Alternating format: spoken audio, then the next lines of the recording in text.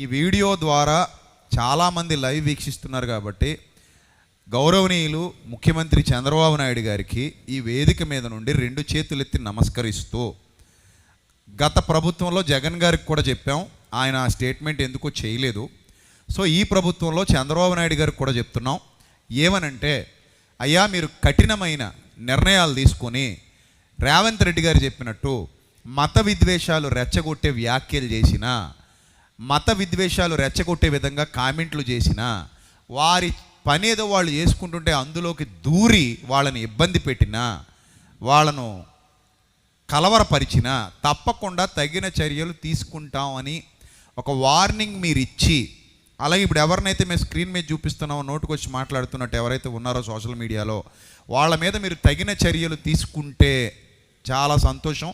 దయచేసి టీడీపీ వాళ్ళు, బీజేపీ వాళ్ళు, జనసేన కూటమి ప్రభుత్వంలో ఎవరైతే ఉన్నారో వాళ్ళందరూ ఈ చర్చను పరిగణనలోకి తీసుకొని, షఫీ గారు ఏం చెప్పారు, విజయప్రసాద్ రెడ్డి ఏం చెప్పాడు, అక్కడ జరిగినటువంటి ఆ పూర్తి చర్చలో ఉన్నటువంటి సారాంశం ఏంటి, దీని ప్రకారంగా మనం ఆలోచించాలా వద్దా అని ఒక్కసారి మనసు పెట్టి ఆలోచించండి.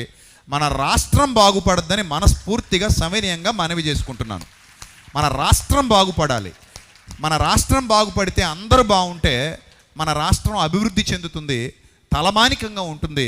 అది జరగాలి అంటే ప్రభుత్వాలు మతాలకు అతీతంగా పనిచేయాలి. మతాలకు అతీతంగా పనిచేయాలి. ఎవరైతే మత ఉన్మాదంతో మత విద్వేషాలు రెచ్చగొట్టే విధంగా మాట్లాడతారో రేపొద్దున ప్రజలు వాళ్ళను దగ్గరకు కూడా రానివ్వరు. ఓటుతో సమాధానం చెప్పే పరిస్థితులు ఏదో ఒక రోజు ఖచ్చితంగా వస్తాయి. దెబ్బతిన్న తర్వాత, గాయం అయిన తర్వాత ఖచ్చితంగా హిందూ అయినా, ముస్లిం అయినా, క్రిస్టియన్ అయినా ఖచ్చితంగా రియలైజ్ అవుతారు ఏదో ఒక రోజు. ఎగ్జాక్ట్లీ. ఆ రియలైజేషన్ వచ్చినప్పుడు ఇక మత ఉన్మాదం ఉండదు.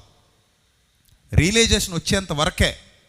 ఆ రియలైజేషన్ ఏ రోజైతే వస్తుందో, నేను రక్తపు మడుగులో పడి కొట్టుకుంటున్నప్పుడు అప్పుడు అనిపిస్తుంది నాకు, నేను ఈరోజు రక్తపు మడుగులో పడి కొట్టుకుంటున్నాను, ఎవరు నాకు రక్తం ఇవ్వడానికి ముందుకు వస్తారో వాళ్ళే నా పొరుగు వాళ్ళు, ఎవరు నాకు సహాయం చేయడానికి ముందుకు వస్తారో వాళ్ళే నా పొరుగు వాళ్ళు, ఎవరైతే నన్ను కష్టంలో ఆదుకోవడానికి ముందుకు వస్తారో వాళ్ళే నా పొరుగు వాళ్ళు.